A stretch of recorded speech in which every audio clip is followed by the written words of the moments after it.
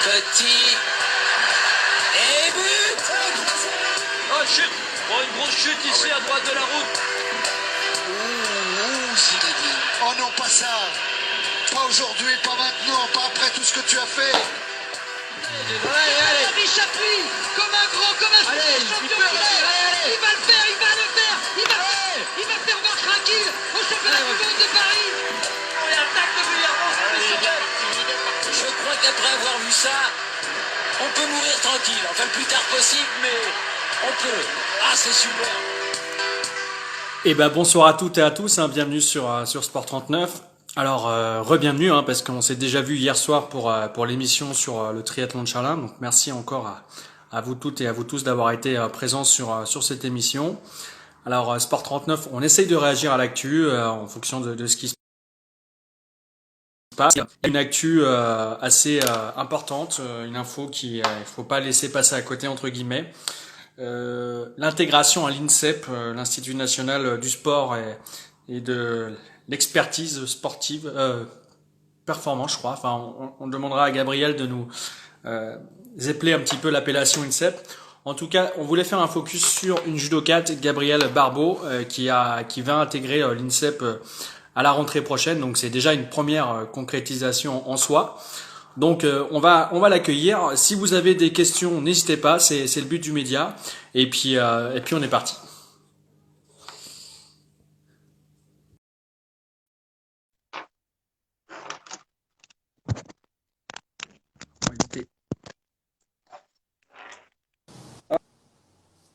Bonsoir Gabriel. Bonsoir. Merci d'avoir accepté l'invitation sur le média. Bienvenue sur Sport 39 et alors pour débuter un petit peu cet échange, je vois que Alice Ballot nous a déjà rejoint, on la salue. Est-ce que tu peux te présenter en quelques mots? Alors je crois que tu viens d'Arlem, mais un petit peu ton âge, qu'est-ce que tu fais en dehors du judo, voilà un petit peu grossièrement. J'ai 19 ans. Je suis à Strasbourg au lycée en terminale. Voilà, je viens Et d'Arlem. l'an prochain, tu t'orientes sur quoi alors en termes d'études? Une licence de géographie et aménagement. Ah ouais, donc c'est pas du tout le parcours sportif que peuvent prendre des fois justement les sportifs en licence STAPS, choses comme ça. Toi, c'est vraiment autre chose. Ouais. Et en géographie, t'as quelque chose en particulier qui t'attire? J'aimerais bien être spécialiste en renseignement géospatial dans l'armée. D'accord. Voilà. Donc tu pourrais avoir du coup, non mais c'est intéressant, mais tu pourrais avoir du coup alors un statut d'athlète de haut niveau avec l'armée, c'est des choses auxquelles tu penses, non? Ouais, j'aimerais bien. Bon on va faire passer le message en tout Oui. cas. Alors ce soir on parle judo comme on l'a dit, une discipline qu'on a déjà couverte à deux reprises dans le média avec Alice et Ludo. Toi donc tu l'as dit, tu es originaire d'Arlay, donc le club le plus proche chez Blétran. T'as commencé à quel âge alors du coup? J'ai commencé à 6 ans. Ah ouais, ça fait. Donc t'as fait que ça du coup depuis Ouais. en sport. Ouais. T'avais de la famille qui en faisait ou comment ça s'est passé alors du coup? Il y avait mon grand frère qui en faisait. Ouais. Et du coup, Et j'étais là aux séances. Enfin, je regardais les séances qu'il faisait. c'était déjà Alice Ballot qui était le coach ou non Non, à l'époque? non, Oui. non, non. Qu'est-ce qui te plaisait du coup quand tu regardais ton grand frère en faire? Je sais pas. J'ai toujours eu un truc pour ce sport, mais je sais pas. Je Ça sais pas. s'explique pas. Non. Ah ouais, c'est quoi? C'est le contact, c'est le respect entre les judokas, c'est quoi? Enfin, non, t'arrives même pas. Non. Je pense tout, mais je sais pas.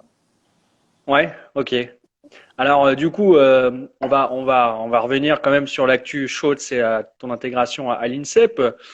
D'ailleurs, tu nous détailleras un petit peu les initiales de l'INSEP, parce que je crois que je me suis trompé en disant tout ça. La fameuse ceinture noire, tu l'as eu à quel âge du coup? À 15 ans.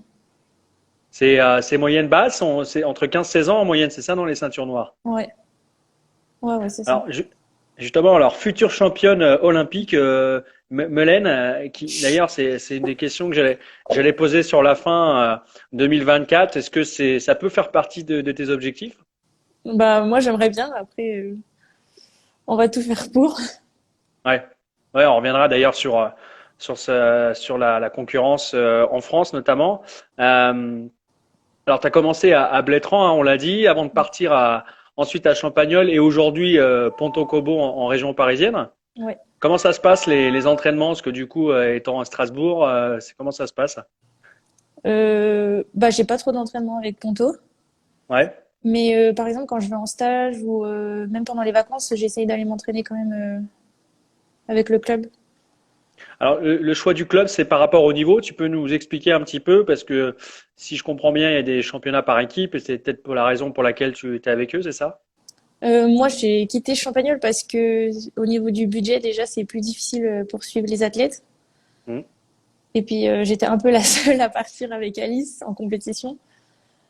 Du coup, et Alice avait déjà des contacts avec Ponto et enfin, c'est un club qui me convient. Il y a une Et, bonne en- ambiance et tout. et j'ai cru voir, alors tu me diras, en actu récente, les dernières compétitions que tu as faites avec le club, c'était il n'y a pas si longtemps que ça, non? Bah, du coup, on n'a pas eu trop de compétition là. On a eu des tests Ah. matchs. Ouais, c'est ça, C'est, ouais, test match, ouais. ça ressemble, ouais. Et oui, du coup, j'étais avec le club. Et alors, ça s'est bien passé? C'était quoi? C'était des matchs par équipe? C'était quoi le format? Non, c'était individuel. C'était Hmm. des tests matchs national senior. Et alors, du coup, pour toi, ça s'est bien passé? Ouais, j'avais fait deuxième. Bon, c'est plutôt pas mal. Ouais. La différence que tu as vue, Gabriel, quand tu es arrivé là-bas, enfin, quand t'as l'occasion d'aller à Paris dans ce club-là, par rapport aux petites structures jurassiennes, je pense que c'est à une autre dimension. Ouais. Euh, Bah, il y a beaucoup de travail. Après, même si dans les clubs ça travaille, c'est pas la même intensité. Hmm. On est vraiment là pour perfectionner les petits détails qui peuvent faire la différence.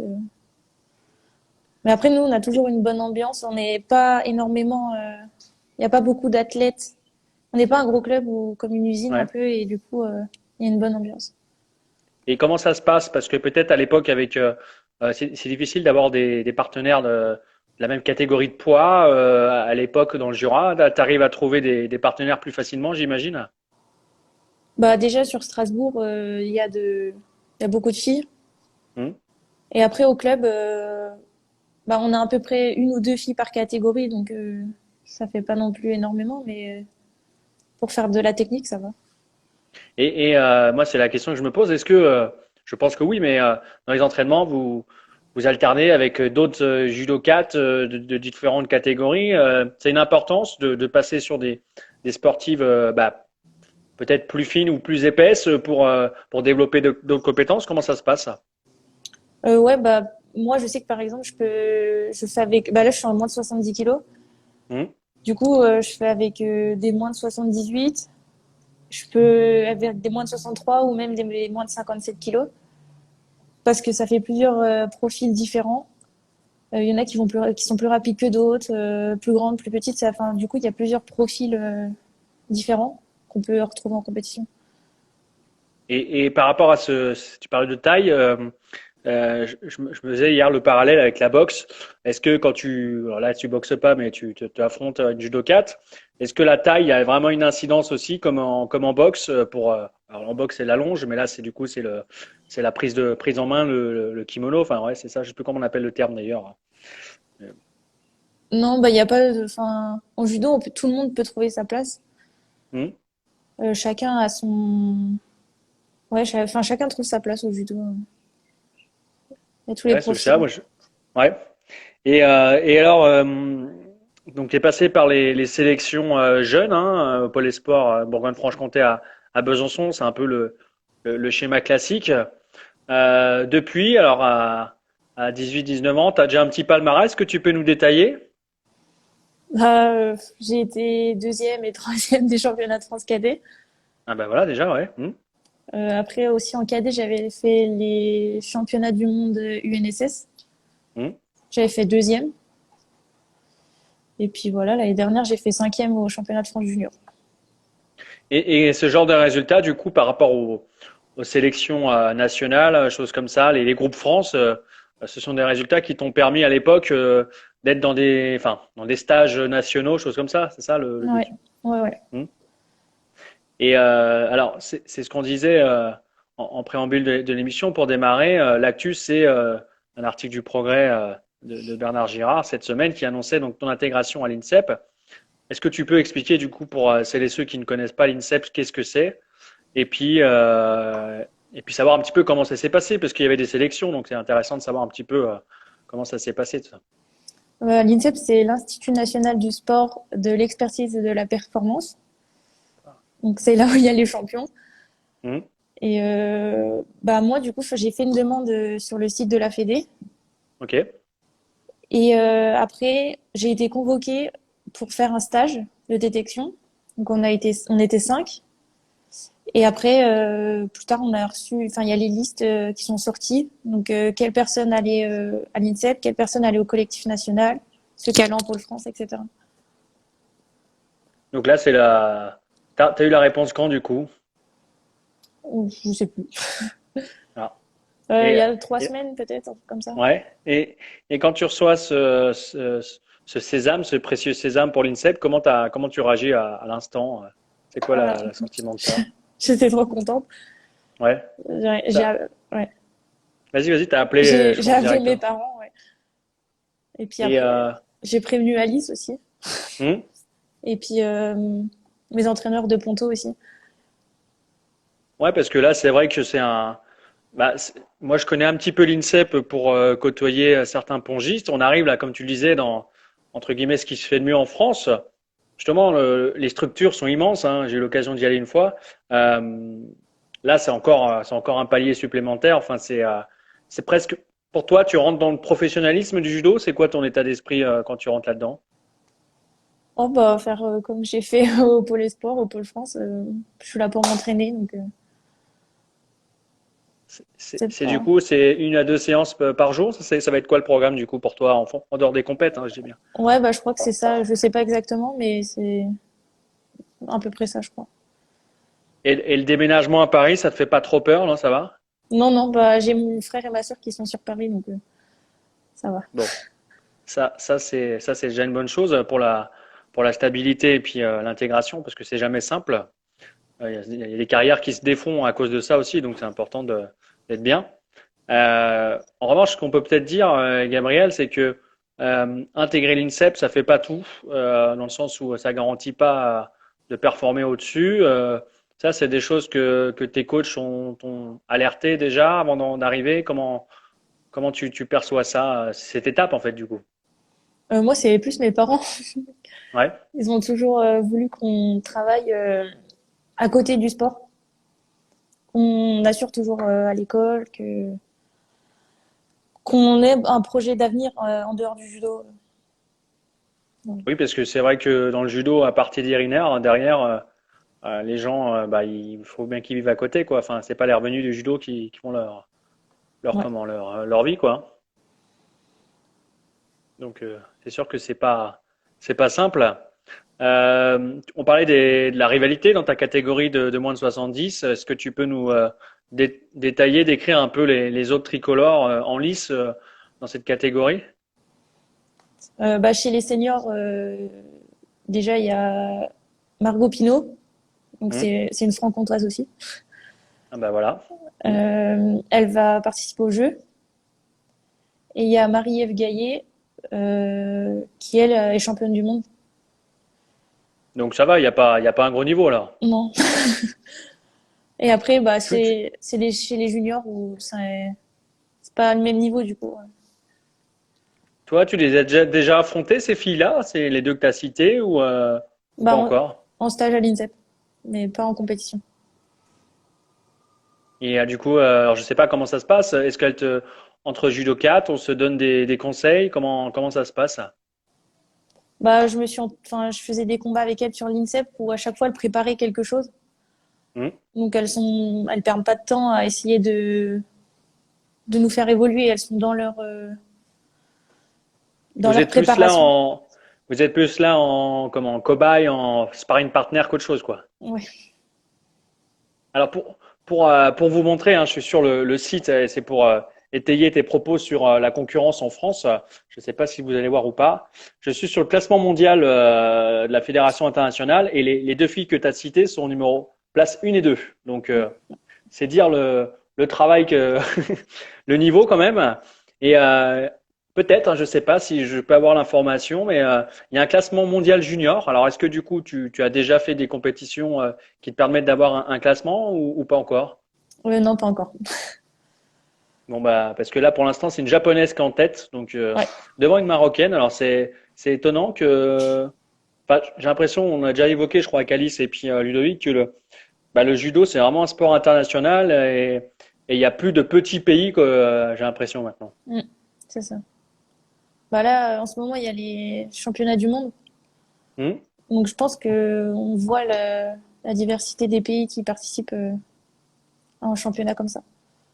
Et d'ailleurs, je crois qu'aujourd'hui Clarisse a conservé son titre, hein, si je dis pas de bêtises. Ouais. C'était aujourd'hui la meilleure jurassienne annonce. Alors c'est Frédéric qui dit c'est la meilleure jurassienne. Bah oui, je pense que c'est une des meilleures jurassiennes, Gabriel en tout cas. Alors on parle d'objectifs.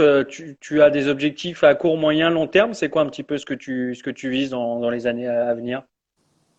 Bah, à long terme, c'est d'être championne olympique. Hmm. Et puis là, à court terme, bah, j'ai les test matchs national junior ce week-end. Ok, Et la semaine d'après, j'ai une Coupe d'Europe. d'accord. Donc, Donc là la Coupe d'Europe, c'est la première compétition internationale auquel tu participes. en junior, ouais. Ouais. Et ça se passe où du coup? En Bosnie. Bon, ça va faire un beau voyage avec des tests PCR ou peut-être tu Ouais. t'es déjà vacciné, non? Non, non, pas encore.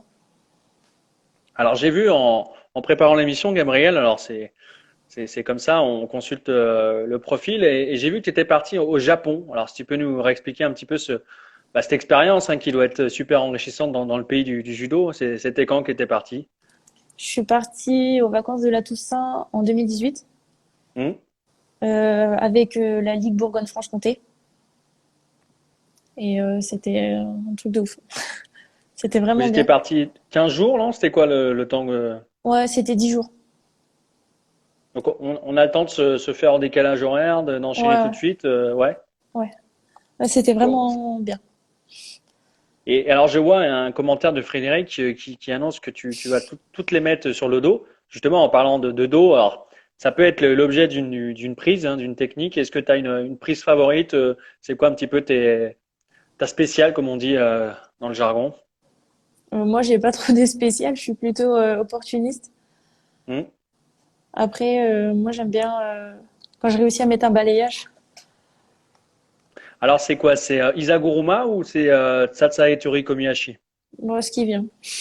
Alors, tu vois Je- quand même que je suis calé quand même dans le judo, hein, donc Ouais. il y a quand même les techniques. Et au sol, ça va? C'est vrai que c'est des choses qu'on travaille un peu moins au sol que debout, ça va sur cet aspect-là?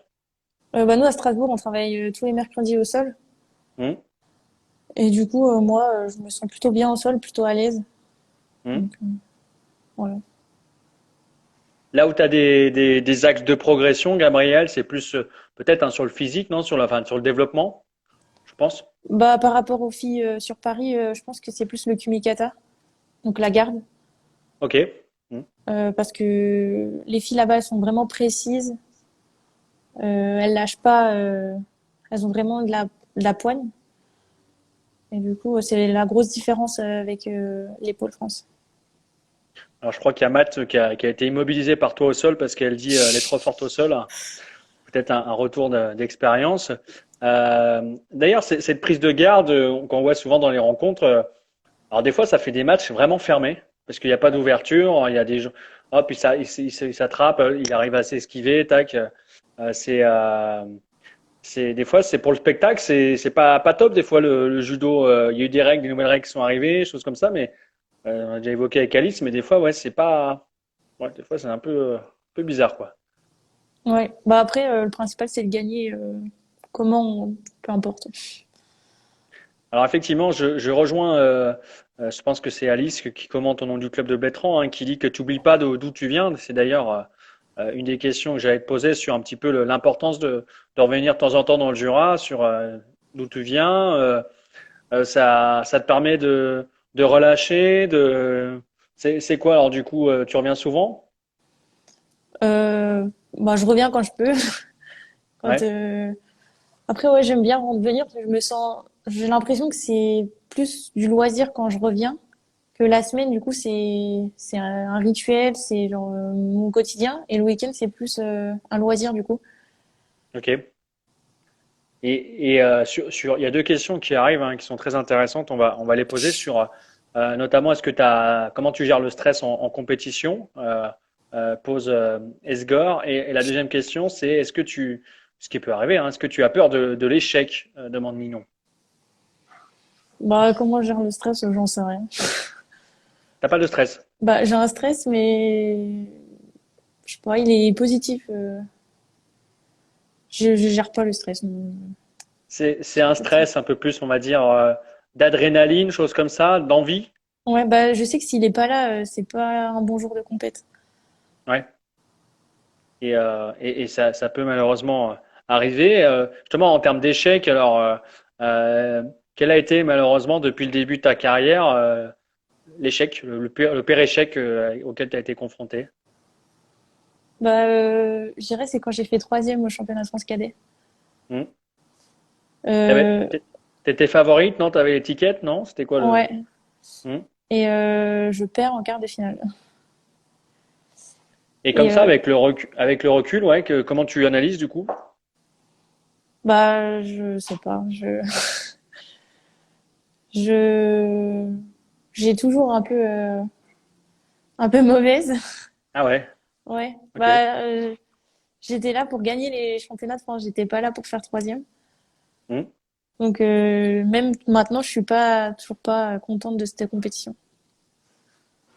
Et la personne que tu as perdue, je ne sais pas si tu peux la citer, est-ce que tu l'as déjà affrontée de nouveau depuis Ouais. et Ouais, et alors, puis ça s'est mieux passé? ouais, bah oui. Oui, oui. Bon, tant pis. Bon, ça fait partie des expériences, hein, c'est comme on dit pour progresser. C'est sûr que c'est important. La Coupe d'Europe que tu parlais tout à l'heure, voilà, tu te fixes des objectifs particuliers. Tu as vu un petit peu tes adversaires. Comment tu l'abordes cette première compétition internationale? Bah déjà, je l'ai appris hier. Ah, ok, bon bah Du déjà coup, c'est bien.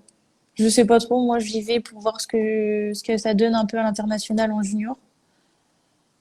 Et puis, on va déjà passer les tests matchs ce week-end et puis on pensera à ça après. Alors en junior, hein, je fais un petit récap rapide hein, des, des judokas de junior. Il y a une Italienne hein, qui est 9e mondiale, une Espagnole 8e, alors qui doit être japonaise hein, parce qu'elle s'appelle Ai Tsunoda. Et après, ouais, il y a des Slovènes, ouais, c'est assez varié. Hein, donc il y aura de quoi faire, je pense. Donc on va suivre ça en tout cas. Alors, une petite phrase d'Antoine qui dit dire qu'on s'entraînait ensemble à Blétran. C'est beau de te voir là. Justement, les contacts que tu as encore avec les autres judokas jurassiens, voilà, ils t'envoient des messages dans les compétitions. Comment ça se passe un petit peu ces à côté? Moi, ça me fait très plaisir quand je sors d'une compétition et que il y a des gens avec qui je parle pas souvent qui pensent quand même à moi. Et puis, voilà. T'as mis en place, alors peut-être, hein, c'est une proposition, je sais pas, un espèce on parlait tout à l'heure de la difficulté de vivre de son sport, choses comme ça. Est-ce que tu vas mettre en place un espèce de dossier de sponsoring, peut-être pour avoir des partenaires? Comment ça se passe de ce côté-là? Non, je sais pas du tout encore comment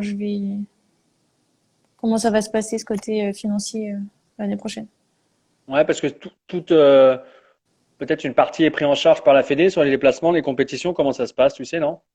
Bah, quand on part en compétition avec la fédération, Hmm, on doit remplir des papiers et tout, et c'est eux qui remboursent les billets d'avion, de train. ok. Et pour terminer, parce que c'est vrai que le temps file et on a eu le temps de dire beaucoup de choses, mais c'est vrai que malheureusement ça passe toujours trop vite.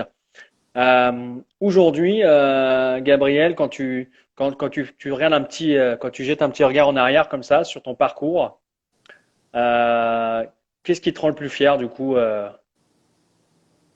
Je sais pas, j'ai beaucoup travaillé pour en arriver où je suis. J'ai pas lâché l'école non plus à côté, et J'ai toujours eu ma famille, mes amis, et tout va bien. Et tes supporters, donc Chloé, qui dit qu'elle est fière de toi, comme beaucoup de gens ce soir. En tout cas, merci Gabrielle d'avoir répondu présente sur l'invitation. Merci. L'échange sera retrouvé dès demain sur la page YouTube du média. Tu pourras partager sur Facebook. Merci encore à toi, merci à vous tous. Et puis bonne soirée et puis bon courage pour ce week-end et puis pour la Coupe Merci. d'Europe. On fera un petit récap dès qu'on aura l'info, on partagera ça. N'hésite pas d'ailleurs à le communiquer comme ça, on fera la relais. Ok. Ok. Bonne soirée. Merci. Merci, ciao.